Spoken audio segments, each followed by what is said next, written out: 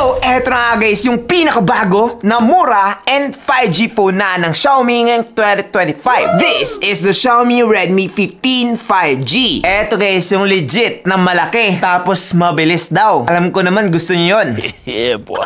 With the price of only 7,000 plus, etong photo ay meron ng Snapdragon 6S Gen 3, 5G processor, with 7,000 mAh of battery, 6.9-inch IPS LCD display, 33 watts of fast charging, and 50MP main camera. Now, for its price, I think napaka-solid na ng mga specs na yon. Pero ano pa ba yung andito? Legit nga ba talaga na maganda siya in person? In short, sulit nga ba talaga siyang bilhin ngayong 2025? Well, yan yung pag-uusapan natin ngayon dahil nga magkakaroon tayo ng full review and sasabihin ko sa inyo kung eto na ba yung dapat nyong bilhin. And we will start in 3, 2, 1, let's go!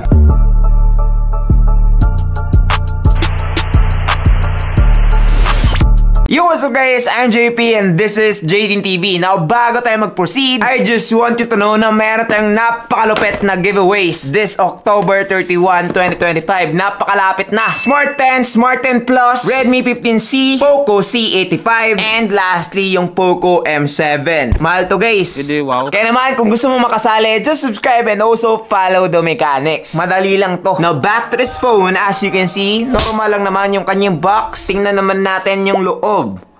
Ooh. So, ang unang bubungan sa atin dito is yung kanyang mini box. Eto guys, kapag ino-open natin, andito yung kanyang SIM ejector pin. And sa loob naman, meron tayong mga paperwork. And lastly, yung kanyang jelly case. Yan, di ba? Hindi na po siya clear case, merong kulay po to. Now, after that, eto na nga yung smartphone. Just look at that. Titanium gray or titanium silver. Mukha talaga siyang titanium. Napakaganda ng kanyang design. Pero, yung first thought ko talaga dito, guys, ang laki niya. Like, di ko na mahawakan ng maayos. After naman ng phone, andito yung kanyang USB-C to Type-C na cable. And lastly, yung kanyang 33 watts fast charging brick. So far, complete naman po siya. Yes, wala ng mga smartphone ngayon na naglalagay pa ng mga wired earphones sa kanilang mga box. And alam ko na kung bakit. Dahil nga, dito guys, wala siyang 3.5mm port. So kung maglalagay man sila, saan mo isasaksak? Just look at that. Eto na guys, si Redmi 15 5G. Napakaganda. Pero, bakit tatlo yung kanyang camera module kung dalawa lang naman pala yung camera? Bakit to Xiaomi? Anong ginagawa nyo? Now, speaking from experience guys, nakakapang-uto talaga to. So, before buying this phone, just know na 2 cameras lang talaga to. Hindi ko po kayo inuuto. Si Xiaomi yung nang uuto. Ngayon, katabi naman ito yung kanyang LED flash. Meron pang innovative AI camera dito na logo, and Redmi 5G naman na logo dito sa may ibaba. So far, the finish is very premium tingnan dahil nga matte finish na po to. And when it comes to the build, etong po ito ay merong plastic back, plastic frame, and Corning Gorilla Glass 3 naman pagdating sa kanyang front. This means na even though madrop nyo itong phone na to, hindi po siya magka-crack or masisira agad dahil nga plastic lang po siya. And also, even with its size, this is very magaan lang with just 217 grams. So, halos kasing timbang niya lang rin yung mga mas maliit na mga smartphone. Now, when it comes to the buttons and ports naman, dito guys sa baba nakalagay yung kanyang microphone, Type-C port, and speaker grills. Dito naman sa right side nakalagay yung kanyang volume markers and yung kanyang fingerprint scanner / power button. Dito naman sa left side nakalagay yung kanyang SIM card tray which is nagsusupport only ng 1 SIM card plus 1 SD card. And sa top naman nakalagay yung kanyang IR blaster which is pwede natin gamitan as a remote control. So kapag nawala yung remote ng mga TV nyo, aircon, pwede mo pa rin niyang magamit using the remote of this phone. So, napaka-effective nito guys. Ngayon, yung experience ko naman dito guys is that solid naman yung pagkakagawa niya. Like yung mga buttons niya. Pero, pagdating sa speaker, dahil nga single firing speaker lang po siya, medyo nahihinaan ako sa kanyang sound quality. Hindi po siya masyadong maganda. Therefore, kapag mahilig kayong mag-listen ng mga iba't ibang music, para sa akin guys, don't expect too much pagdating sa speaker quality nitong Redmi 15 5G. Medyo mahina talaga siya. Now, when it comes to the protection naman, this phone has IP64 water and dust resistance. Kaya naman, pagdating sa mga rider dyan, pag kayo ay lalabas tapos umuulan, eto guys ay hindi pa rin masisira. So, pwede mo tong gamitin kapag kayo ay mga rider or palagi talaga kayong nababasa ng ulan. Basta wag nyo lang ilulubog etong phone na to and you will be good to go. So far, pagdating sa build nitong Redmi 15 5G, malaki talaga siya guys. So, kapag kayo ay mga normal lang na kamay or mas maliit pa sa akin, medyo mahirapan talaga kayo with this phone. Siguro nga kapag bata yung bibigyan mo nito, para na siyang tablet. So siguro kapag naghahanap naman kayo ng tablet pero hindi nyo pa afford yung mga magagandang tablet, perfect na to. Malaki. Ngayon, let's talk about the display of this phone. So eto guys ay merong 6.9 inch IPS LCD display with 1080p Full HD Plus resolution and up to 144Hz refresh rate. Pagdating naman sa kanyang brightness, eto guys ay sakto lang with its up to 850 nits peak brightness. Kung makikita nyo naman dito guys, meron po siyang bezel pagdating sa ibaba and pagdating naman sa kanyang side and top part, meron pa rin pero hindi na masyado. Kapag kayo mahilig manood ng mga movies, videos, tapos palagi kayong naka-horizontal mode, I think perfect na perfect etong phone na to dahil nga malaki siya. That is why mas ma-enjoy nyo talaga yung mga pinapanood nyo. With a 144Hz refresh rate, I think it's pretty smooth pagdating sa pag-scroll sa inyong mga Facebook, YouTube, and iba pang mga social media. Even nga dito sa home guys, ay nakakasabay siya pagdating sa aking swipe test. Dahil nga, kahit na anong bilis ko sa pag-swipe dito, nare-register nyo naman ng maayos. Although, yung problema ko lang talaga dito guys is yung kanyang bezel, which is normal lang naman to sa mga IPS LCD display. Kapag AMOLED siguro to guys, mas malit to and also mas maganda yung form niya dahil nga pantay yung gilid-gilid. But yes, maraming nagsasabi, kuya, ano ba yung magandang IPS kasi natotrauma na ako sa AMOLED. Merong mga green line, merong mga AMOLED burn, iba't ibang problema pagdating sa AMOLED display. So naghahanap sila ng IPS. For me, okay na to dahil nga 1080p na yung kanyang resolution, 144Hz refresh rate pa. So when it comes to the display of this phone, I think it's pretty good considering the price of 7,000 pesos, and this is a good alternative para sa mga taong ayaw ng AMOLED display. Now, let's talk about the performance of this phone. So unang-una guys, eto ay nag-run na ng latest Android 15 with HyperOS 2.2. This comes with Snapdragon 6S Gen 3, 6nm 5G processor with octa-core CPU up to 2.3 GHz and Adreno 690 naman pagdating sa kanyang GPU. Ngayon, for me, okay na etong processor na to dahil nga sa lagang 7K, meron ka ng 5G phone which is gamit na gamit talaga kapag kayo ay nasa 5G area. Mas mabilis yung inyong internet and overall, mas maganda talaga sa ating daily life dahil nga lahat guys, mabilis na. Mabilis na yung paglabas ng mga contents, mabilis na yung pag-download, pag-upload, lahat mas mabilis compare sa 4G phone. Ngayon, sa performance naman, eto guys ay nakakuha na ng 620,000 pagdating sa Antutu benchmark which is version 11. Dati siguro mga around 500k lang to. But yes, pagdating sa benchmark guys, I think same lang sila ng Helio G200 ng MediaTek. Pero kasi maraming nagsasabi na, kuya, Snapdragon naman, puro na lang MediaTek. So yes, narinig ng Xiaomi yung mga sinasabi nyo. That is why with this one, Snapdragon na po siya. Pero huwag kayong mag-expect na gaming phone na talaga to dahil nga Snapdragon lang siya. Depende pa rin talaga sa specific na chipset. Dahil guys, kung ikukumpara natin yung entry level ng Snapdragon compare sa flagship level ng MediaTek, nako po, ang layo talaga ng difference. Panalo talaga yung MediaTek. So in short, depende pa rin talaga sa kung anong chipset mismo yung i-compare natin. Hindi lang yung branding. Ngayon, tinest ko to dito sa Mobile Legends, Hawk, and Call of Duty. Dito sa Mobile Legends guys, high map quality na po siya. Yes, wala ng graphics na nakalagay. High din pagdating sa kanyang refresh rate. As you can see, playable naman yung Mobile Legends dito. Nag-enjoy naman ako dito guys dahil nga ang laki ng kanyang display. And so far, smooth naman siya while naglalaro ako gamit yung Wi-Fi ko. Yes, kapag kayo mahilig sa Mobile Legends, perfect na etong si Redmi 15 5G.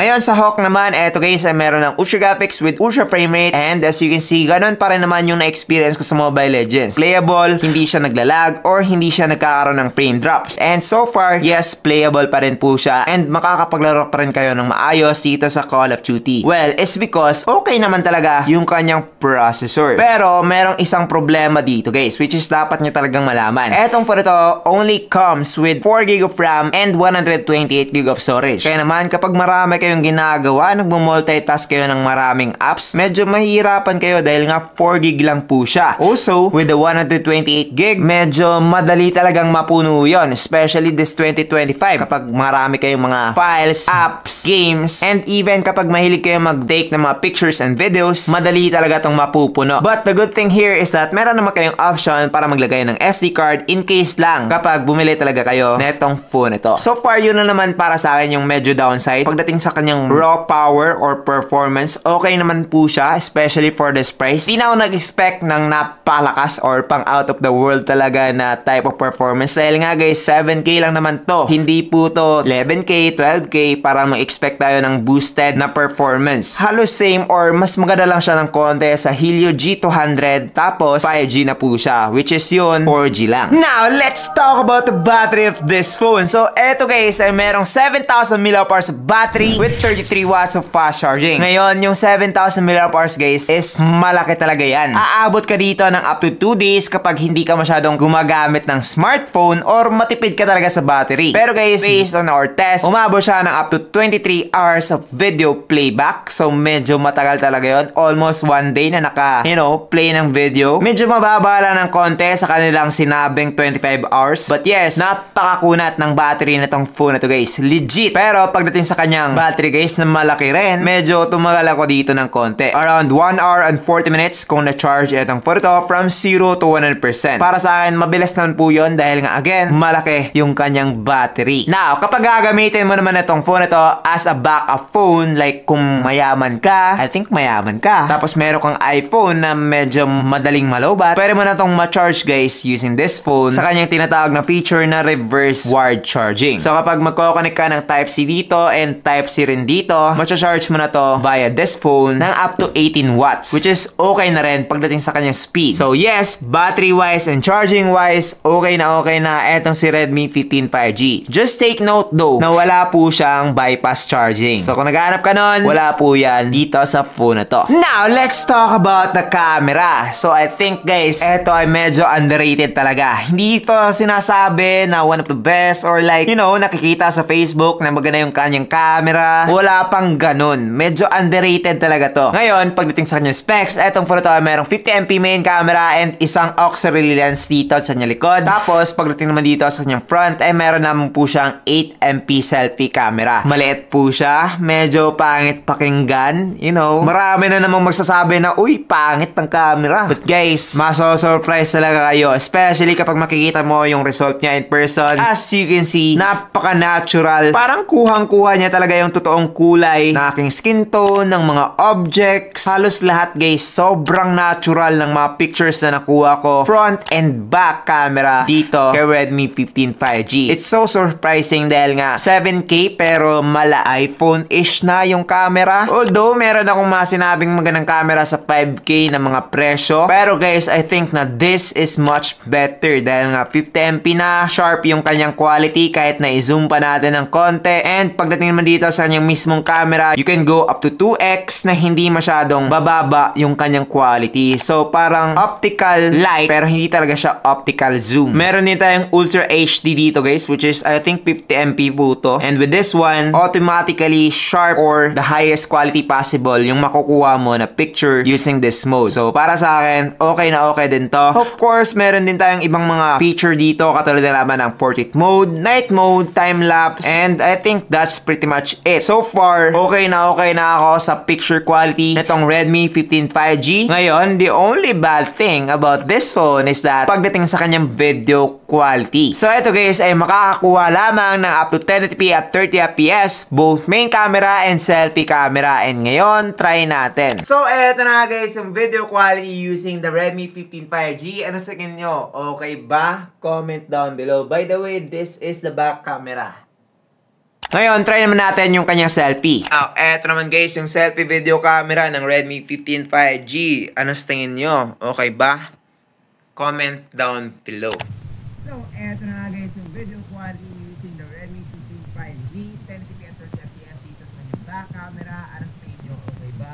Comment down below. Now, so far, pagdating dito sa aking mga nakuha, I think okay na okay naman yung kanyang mga video quality dito guys. Although, parang smoothen out siya ng konti dahil nga medyo mababa yung kanyang quality. 1080p lang po siya. And also, merong mga times na kailangan mo talagang hindi tabunan yung kanyang microphone dahil nga nag-iisa lang po siya dito sa kanyang ibaba. So, kapag natabunan nyo to guys, as you can see here sa isang video na to, medyo nawawala yung inyong sound. So, kailangan wala pong cover yan. And then, makakakuha makakuha ka naman ng crisp and magandang sound quality pagdating dito sa kanyang video. So far, the picture quality is amazing. The video quality is just decent. Walang masyadong surprising or unexpected pagdating dito sa kanyang video. So far guys, camera wise, yun lang talaga yung masasabi ko. Picture quality, okay na ako dito. One of the best phone that you can get pagdating sa presyong 7,000 pesos. Sa video naman, saks lang. Overall, i-recommend ko ba etong si Redmi 15 5G? Well, it depends. Unang-una guys, 4128 lang po siya. So kapag kayo ay palaging nagmo-multitask, kailangan ng malaking RAM and kailangan ng malaking storage, hindi ko pa ma-recommend etong si Redmi 15 5G. But if you want a 5G phone sa halagang 7,000 pesos na malaki na para ng tablet, okay na rin yung kanyang processor, maganda na rin yung kanyang display, and okay na okay din yung kanyang picture quality, well definitely i-recommend ko talaga etong si Redmi 15 5G. Yun lang talaga yung nabanggit ko kanina, yung medyo downside sa akin guys, which is single firing speaker lang siya and 4128 lang yung kanyang RAM. The rest naman is okay na talaga. Like, kita nyo naman yan, di ba? Sobrang premium and maganda na siya for its price. Now, I guess that's pretty much it for this video. I hope na nag-enjoy kayo, and also again, just subscribe to this channel dahil nga marami pa tayong parating na mga monthly giveaways. So, monthly na, tapos madami pa. Hindi lang yan nag-iisa guys. So, para makabawi kami ng,